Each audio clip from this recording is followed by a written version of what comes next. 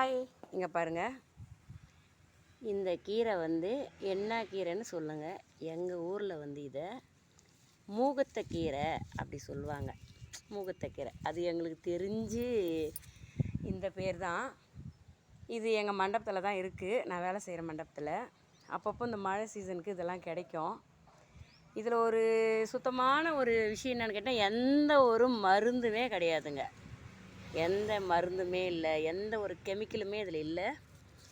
அதுவும் இல்லாமல் இது நீங்கள் பாருங்கள், மண் தக்காளி கீரை இதுவுமே இருக்குது. ஆனால் எங்களுக்கு வந்து ஒரு நாளைக்கு ஒரு கீரை அந்த மாதிரி நாங்கள் எடுத்தாலுமே எங்களுக்கு போதும். புரட்டாசி மாதம் வேறு இல்லையா, நான்வெஜ்ஜு சாப்பிட முடியாது. அதனால் கீரை எல்லாம் வந்து என்னென்ன கீரை இருக்குது நாங்கள் தேடிகிட்ருக்கோம். வெளியே போய் கேட்கவோ பார்க்கறதுக்கு எனக்கு டைம் இருக்காது. நான் இங்கே தான் வந்து நிறைய டைம் இருப்பேன்.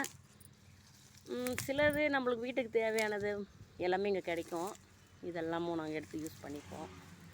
இதுகளுக்கெல்லாம் எங்கள் ஓனர் எந்த அப்ஜெக்ஷனும் பண்ணிக்கிறதில்ல. அவர் எதுவும் சொல்ல மாட்டார்.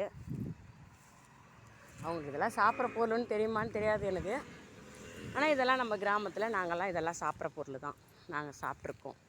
நீங்கள் சாப்பிட்ருக்கீங்களா? இதோட பலன் என்ன? இதுக்கு பேர் என்ன? இதெல்லாம் தெரிஞ்சால் சொல்லுங்கள், நானும் தெரிஞ்சுக்கிறேன். இது வந்து ரொம்ப நல்லாயிருக்கும். இது மட்டுமே செய்யணுன்னா பருப்பு கீரையாக கடையலாம். இல்லை வேறு ஏதாச்சும் கீரை இருக்குது அப்படின்னா புளிக்கீரையாக கடையலாம். செம்ம டேஸ்ட்டாக இருக்கும். இன்றைக்கி இதுதான் எங்கள் வீட்டு சமையல். களி செய்யலான் இருக்கேன் மதியத்துக்கு. இந்த கீரை குழம்பு தான் களி.